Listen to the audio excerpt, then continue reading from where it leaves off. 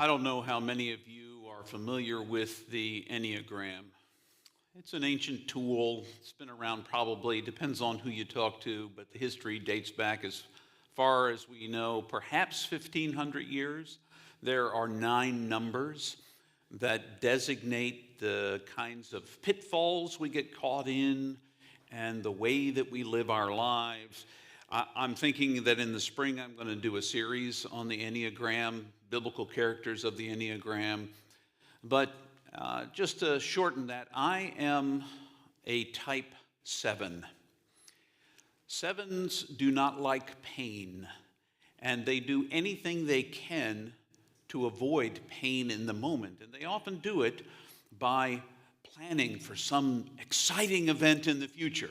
The more things they can get on their calendar, the more experiences they can get in life, the things that escape from this moment. Because the hardest thing for a 7 to do is to sit in the moment and be there. And one of the most, spiritually, they tell me that the 7's most important practice is meditation. To still the mind and the desire to run from here to anything else, to something else that will keep us distracted. The cardinal virtue of a 7 is sobriety. And it's sobriety in the sense that you don't have to consume everything you see. Everything. Food, experiences, events, relationships, constantly on the move. And so my life has changed in the last 12 years, mostly because of meditation and slowing down. And that discipline changed me. That's me. And that requires a certain amount of self-discipline, which is very related to self-control. This morning's passage comes to us. Paul is writing to the Corinthians, and in 1 Corinthians chapter 9, beginning in verse 24, and for you all who are exercise buffs and everything else, this is that verse for you. These are these verses that will speak to you, because I know a lot of you are disciplined. Some friends of mine who get up and run or walk every day and go to the gym every day and are engaged every way. That's a kind of discipline and self-control that really, it sounds like, oh, well, I could do that. Yeah, but do you? The truth is, self-control is related to self-discipline in the fact that you not just say you could, but you do. So listen to these verses beginning in chapter 9 of 1 Corinthians, verse 24. Don't you know that all runners in the stadium run, but only one gets the prize? So run to win. Everyone who competes practices self-discipline in everything. The runners do this to get a crown of leaves that shrivel up and die, but we do it to receive a crown that never dies. So now this is how I run, not without a clear goal in sight. I fight like a boxer in the ring, not like someone who is shadow boxing. Rather, I'm landing punches on my own body and subduing it. I do this to be sure that I myself won't be disqualified after preaching to others. This is the reading for this morning. Thanks be to God. To run, to fight, to set goals, these are all ways to begin to draw ourselves into kind of a self-controlled discipline.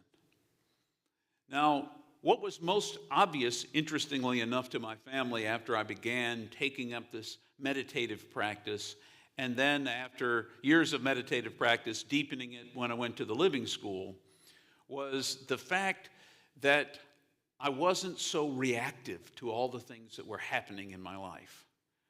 That just because someone says something that spins me up doesn't mean I have to immediately say something back. Have you ever noticed yourself Probably not. The truth is, I didn't notice it until years of practice, how quickly I had something right on the tip of my tongue that wanted to jump out. I wanted to answer that snark with a little snark of my own. I wanted to have the answer to whatever question came at me. There was no pause between to ponder what the person had said before I immediately spoke. And now, a meditative, mindful practice in my life means I see what's coming up. Now, let me just tell you, seeing what's coming up and not letting it out, not the same thing. Not the same thing at all. So seeing it come up, yeah, I see it come up. And these days, 9 times out of 10, I don't let it out. But there's still that 1 time out of 10. I've still got plenty of work to do. Linda might think, oh, I think he's being a little optimistic about himself. I think it's a little bit more than 1 out of 10. Maybe it's like 1 out of 2 times. The truth is, so often we get in the habit of just saying whatever comes in our mind. It's like a free flow. It's like stream of consciousness that we don't pay attention to the moment we're in. We're not present in the moment. We don't think of the ramifications of whatever it is that's jumping out of our mouth. We just say it. You know, James makes a big deal, not this James and not St. James and not James that used to play music here, but James, the letter in the New Testament, makes a big deal about being quick to listen, slow to speak, and slow to anger. That we need to slow it down just a little bit because we are so quick to try to get into the moment that we miss the opportunities. Weekly, every Tuesday now, I teach a class at Friends of Guest House where Linda used to work with women who are making a transition from incarceration, usually making a transition from incarceration to back into everyday living, or whatever we call this society. And some of them don't even go to prison. Some of them are sentenced as their probation. If they want to be out instead of go in, they've got to do this program. They've got to do a program like this. And so they have all these different courses, everything from writing and resume and job skills, all the way down to the one I teach, which is healthy relationships. And the funny thing is, as I tell the women every week when I come in, I don't teach this class.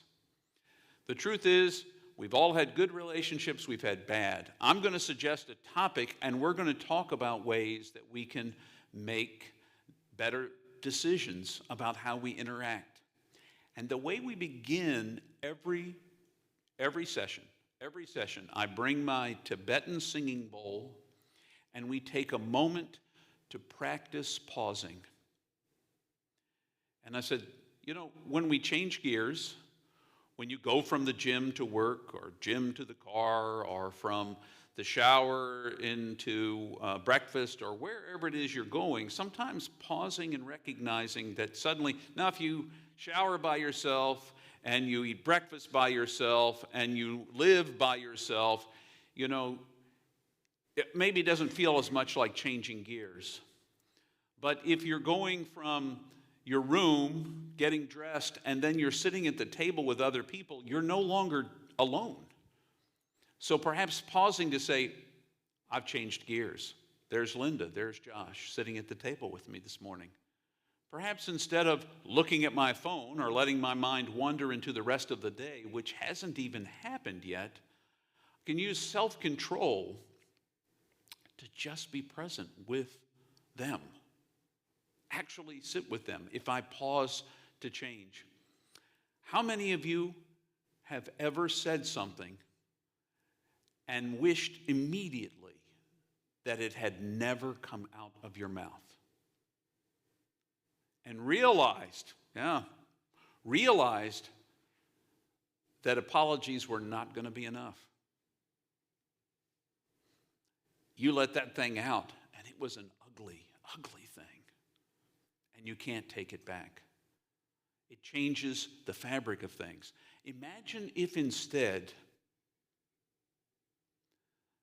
the next time one of those things wants to come out, you had paused. You can even over dramatize it. Someone is talking. When they finish talking, instead of immediately filling the air, you take a slow breath in.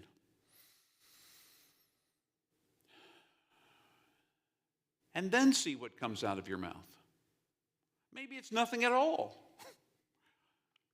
But in that moment, in the heat of the moment, how many times do we see political candidates do this? How many times do we see people who are talking to their children do this? How many times do we see people in the grocery store doing this?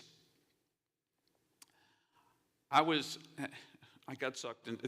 Here's a moment of lack of self-control. Yesterday, I was sitting in my chair.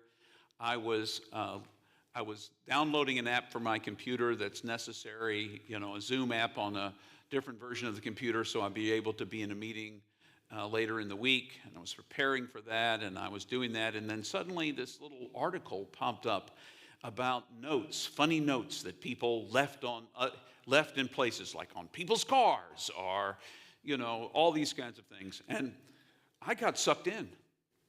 25 minutes of looking at all of these notes everywhere. And one of the notes was on the front door of an apartment, someone's apartment building. And it was like, "Dear friends in apartment 202, it is clear to me and everyone else in the building that your relationship is not working out.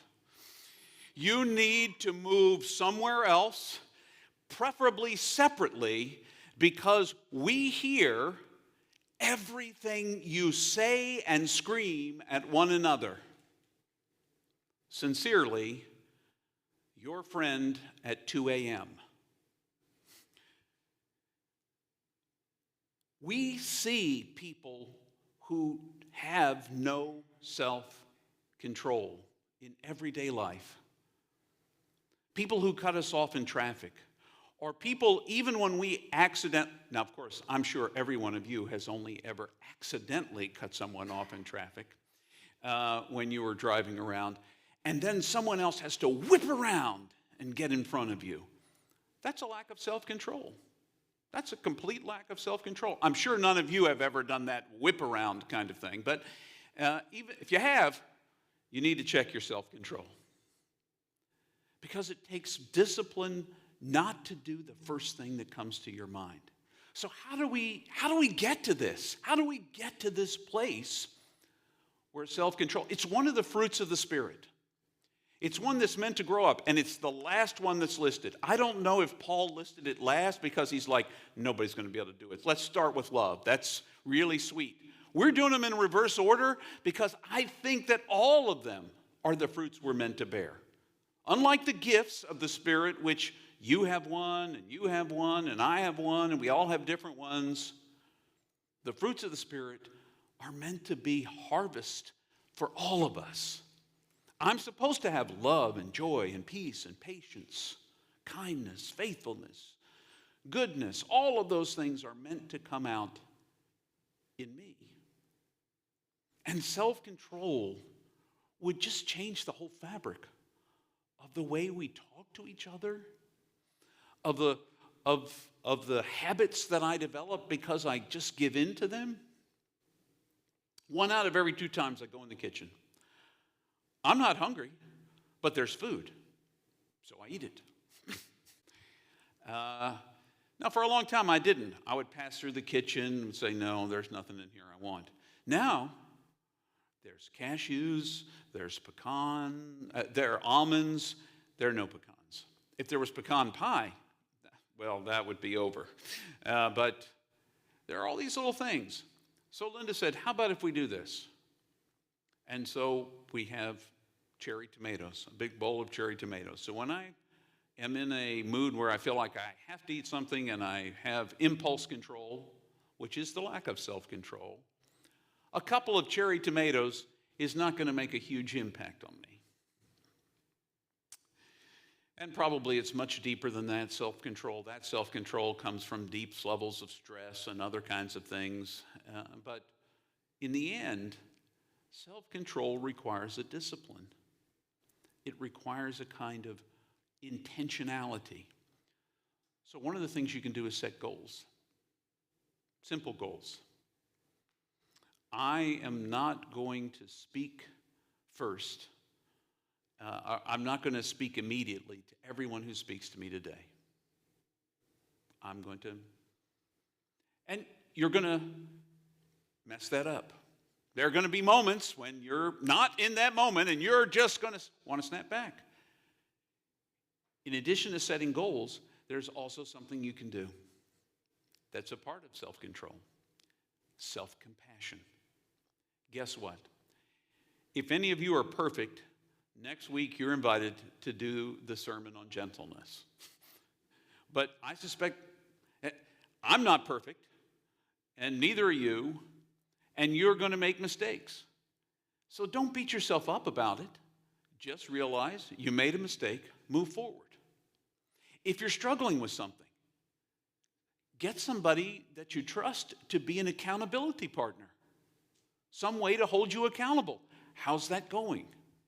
You know, United Methodism, well, it wasn't united then.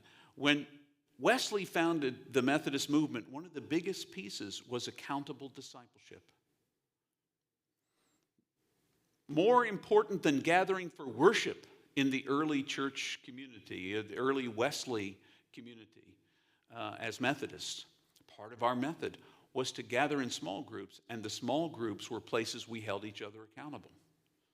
How's your prayer life? How's your Bible reading? You know, might be a question like, how's your meditation group? How's your self-control? How are the fruits making themselves appear in your life? You know, you said last week you wanted to work on self-control. How's that going? And knowing someone's going to ask you about it will help it keep in the back of your mind, knowing someone who's going to hold you accountable. So find an accountability partner. So something is simple. You can set goals. You can be compassionate with yourself and others. You know, because as soon as you learn to be compassionate with yourself, that's going to translate into the way you treat others. Usually, we're about as mean to everybody else as we are to ourselves. It's an acceptable level. I hold myself in the highest standard, so if you mess up, I'm going to hold you to the same one. Self-compassion is a good thing. Accountability is a good thing. Practicing mindfulness and meditation, having a quiet moment to catch your breath every day, those are the kinds of things you can work from a place of gratitude. Practice gratitude every day. First thing in the morning, name 3 things that you're thankful for. Because the more we become thankful for what we already have, what's already in our lives, the less we're rushing about trying to fill some void that doesn't really exist. And that's a part of self-control too. If we can simply be thankful for who we are, for where we are right now. You haven't arrived yet. Neither have I. I don't care how old you are or how young you are. This is a life journey.